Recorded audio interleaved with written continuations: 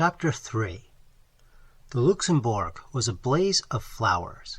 He walked slowly through the long avenues of trees, past mossy marbles and old-time columns, and threading the grove by the bronze lion, came upon the tree-crowned terrace above the fountain. Below lay the basin shining in the sunlight. Flowering almonds encircled the terrace, and, in a greater spiral, groves of chestnuts wove in and out and down among the moist thickets of the western palace wing.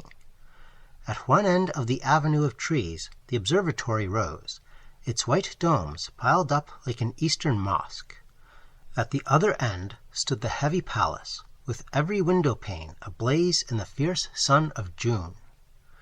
Around the fountain, children and white-capped nurses, armed with bamboo poles, were pushing toy boats, whose sails hung limp in the sunshine. A dark policeman, wearing red epaulets and a dress sword, watched them for a while, and then went away to remonstrate with a young man who had unchained his dog. The dog was pleasantly occupied in rubbing grass and dirt into his back while his legs waved into the air. The policeman pointed at the dog. He was speechless with indignation. "Well, Captain?" smiled the young fellow. "Well, Monsieur Student," growled the policeman. "What do you come and complain to me for?" "If you don't chain him, I'll take him," shouted the policeman. "What's that to me, mon capitaine?" "What? Isn't that bulldog yours?" "If it was, don't you suppose I'd chain him?" The officer glared for a moment in silence. Then, deciding that as he was a student he was wicked, grabbed at the dog, who promptly dodged. Around and around the flower beds they raced, and when the officer came too near for comfort, the bulldog cut across the flower bed, which perhaps was not playing fair. The young man was amused, and the dog also seemed to enjoy the exercise. The policeman noticed this and decided to strike at the fountainhead of the evil. He stormed up to the student and said, "As the owner of this public nuisance, I arrest you." "But," objected the other, "I disclaim the dog." That was a poser. It was useless to attempt to catch the dog until 3 gardeners lent a hand, but then the dog simply ran away and disappeared in the Rue de Medici. The policeman shambled off to find consolation among the white-capped nurses, and the student, looking at his watch, stood up yawning. Then, catching sight of Hastings, he smiled and bowed. Hastings walked over to the marble, laughing. "Why, Clifford," he said, "I didn't recognize you." "It's my mustache," sighed the other. "I sacrificed it to humor a whim of a friend. What do you think of my dog?" "Then he is yours," cried Hastings. "Of course. It's a pleasant change for him, this playing tag with policemen. But he is known now, and I'll have to stop it. He's gone home. He always does when the gardeners take a hand. It's a pity. He's fond of rolling on lawns." Then they chatted for a moment of Hastings' prospects, and Clifford politely offered to stand his sponsor at the studio. "You see, old Dr. Byram, told me about you before I met you," explained Clifford, "and Elliot and I will be glad to do anything we can." Then, looking at his watch again, he muttered, "I have just 10 minutes to catch the Versailles train. Au revoir!" and started to go, but catching sight of a girl advancing by the fountain, took off his hat with a confused smile. "Why are you not at Versailles?" she said, with an almost imperceptible acknowledgment of Hastings' presence. I'm going," murmured Clifford. For a moment they faced each other, and then Clifford, very red, stammered, "With your permission, I have the honor of presenting to you my friend, Monsieur Hastings." Hastings bowed low. She smiled very sweetly, but there was something of malice in the quiet inclination of her small Parisian head. "I could have wished," she said, "that Monsieur Clifford might spare me more time when he brings with him so charming an American." Must I go, Valentine?" began Clifford. "Certainly," she replied. Clifford took his leave with very bad grace, wincing. Then she added, "And give my dearest love to Cecile." As he disappeared in the Rue d'Assas, the girl turned as if to go, but then suddenly remembering Hastings, looked at him and shook her head. "Monsieur Clifford is so perfectly harebrained," she smiled. "It is embarrassing sometimes. You have heard, of course, all about his success at the Salon." He looked puzzled, and she noticed it. "You have been to the Salon, of course." "Why, no," he answered. "I only arrived in Paris 3 days ago." She seemed to pay little heed to his explanation, but continued. "Nobody imagined he had the energy to do anything good, but on varnishing day the salon was astonished by the entrance of Monsieur Clifford, who strolled about as bland as you please, with an orchid in his buttonhole and a beautiful picture on the line." She smiled to herself at the reminiscence, and looked at the fountain. "Monsieur Bouguereau told me that Monsieur Julien was so astonished that he only shook hands with Monsieur Clifford in a dazed manner, and actually forgot to pat him on the back. Fancy," she continued with much merriment, "fancy Papa Julien forgetting to pat one on the back." Hastings, wondering at her acquaintance with the great Bouguereau, looked at her with respect.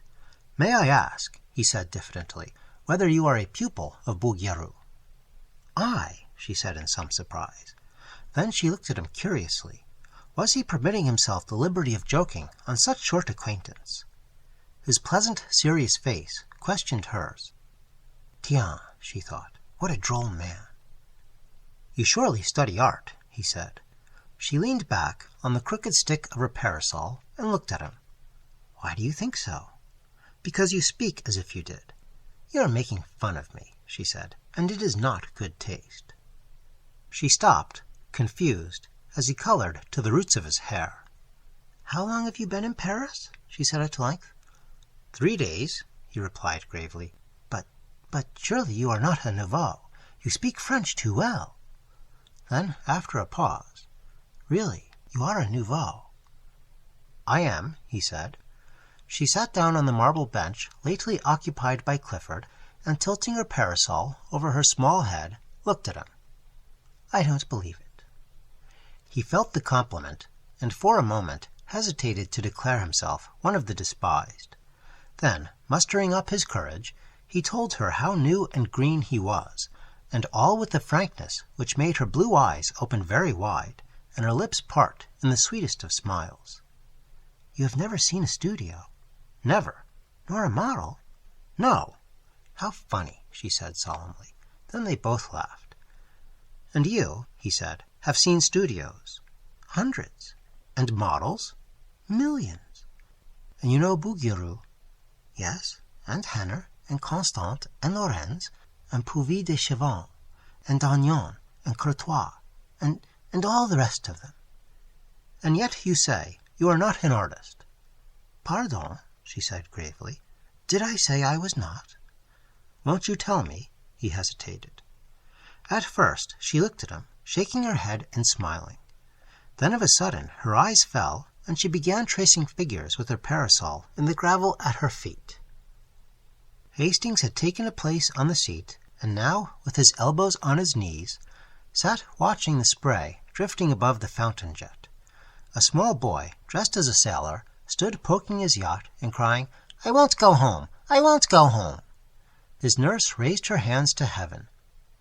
Just like a little American boy, thought Hastings, and a pang of homesickness shot through him. Presently the nurse captured the boat, and the small boy stood at bay. "Monsieur René, when you decide to come here, you may have your boat." The boy backed away scowling. "Give me my boat, I say," he cried. "And don't call me René. My name's Randall, and you know it." "Hello," said Hastings. "Randall, that's English." "I am American," announced the boy in perfectly good English, turning to look at Hastings. "And she's such a fool, she calls me René because Mama calls me Ranny." Here he dodged the exasperated nurse and took up his station behind Hastings, who laughed, and catching him around the waist, lifted him into his lap. "One of my countrymen," he said to the girl beside him. He smiled when he spoke, but there was a queer feeling in his throat. "Don't you see the stars and stripes on my yacht?" demanded Randall. Sure enough, the American colors hung limply under the nurse's arm. "Oh," cried the girl, "he is charming," and impulsively stooped to kiss him, but the infant Randall wriggled out of Hastings' arms, and his nurse pounced upon him with an angry glance at the girl. She reddened, and then bit her lips as the nurse, with eyes still fixed on her, dragged the child away, and ostentatiously wiped his lips with her handkerchief. Then she stole a look at Hastings, and bit her lip again. "What an ill-tempered woman," he said, In America, most nurses are flattered when people kiss their children. For an instant, she tipped the parasol to hide her face, then closed it with a snap and looked at him defiantly. Do you think it strange that she objected? Why not? He said in surprise. Again she looked at him with quick, searching eyes. His eyes were clear and bright, and he smiled back, repeating, Why not? You are droll, she murmured, bending her head. Why? But she made no answer, and sat silent, tracing curves and circles in the dust with her parasol. After a while, he said, I am glad to see that young people have so much liberty here. I understood that the French were not at all like us. You know, in America, or at least where I live in Millbrook, girls have every liberty, go out alone and receive their friends alone, and I was afraid I should miss it here. But I see how it is now, and I am glad I was mistaken. She raised her eyes to his and kept them there. He continued pleasantly, Since I have sat here, I have seen a lot of pretty girls walking alone on the terrace there. And then you are alone too. Tell me, for I do not know French customs, do you have the liberty of going to the theatre without a chaperone? For a long time she studied his face, and then with a trembling smile said, Why do you ask me? Because you must know, of course, he said gaily.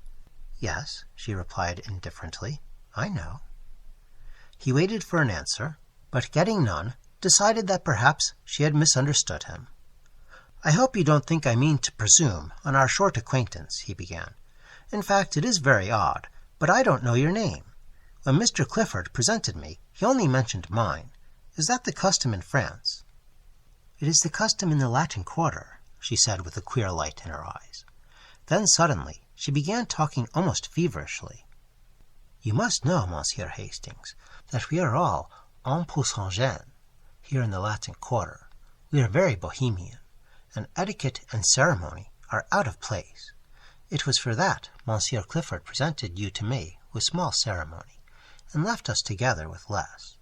Only for that, and I am his friend, and I have many friends in the Latin Quarter, and we all know each other very well, and I am not studying art, but what? He said, bewildered. I shall not tell you. It is a secret, she said with an uncertain smile. On both cheeks a pink spot was burning, and her eyes were very bright. Then in a moment her face fell. Do you know Monsieur Clifford very intimately? Not very. After a while she turned to him, grave and a little pale. My name is Valentine Tissot. Might I ask a service of you on very short acquaintance? Oh, he cried, I should be honored. It is only this, she said gently. It is not much. Promise me not to speak to Monsieur Clifford about me. Promise me that you will speak to no one about me. I promise, he said, greatly puzzled. She laughed nervously. I wish to remain a mystery. It is a caprice.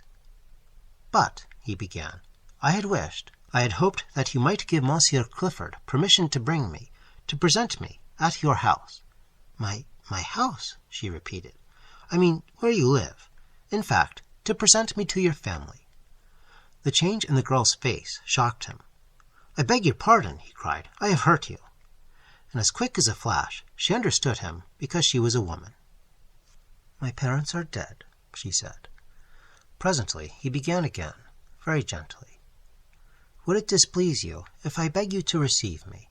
It is the custom. I cannot, she answered. Then, glancing up at him, I am sorry. I should like to, but believe me, I cannot. He bowed seriously and looked vaguely uneasy. It isn't because I don't wish to. I like you. You are very kind to me. Kind? He cried, surprised and puzzled. I like you, she said slowly, and we will see each other sometimes, if you will. At friends' houses. No, not at friends' houses. Where? Here, she said with defiant eyes. Why, he cried, in Paris you are much more liberal in your views than we are. She looked at him curiously. Yes, we are very bohemian. I think it is charming, he declared. You see, we shall be in the best of society, she ventured timidly, with a pretty gesture toward the statues of the dead queens, ranged in stately ranks above the terrace. He looked at her, delighted, and she brightened at the success of her innocent little pleasantry. "Indeed," she smiled, "I shall be well chaperoned, because, you see, we are under the protection of the gods themselves. Look, there are Apollo and Juno and Venus on their pedestals," counting them on her small gloved fingers, "and Ceres and Hercules but I can't make it out." Hastings turned up to look at the winged god under whose shadow they were seated. "Why, it's Love," he said.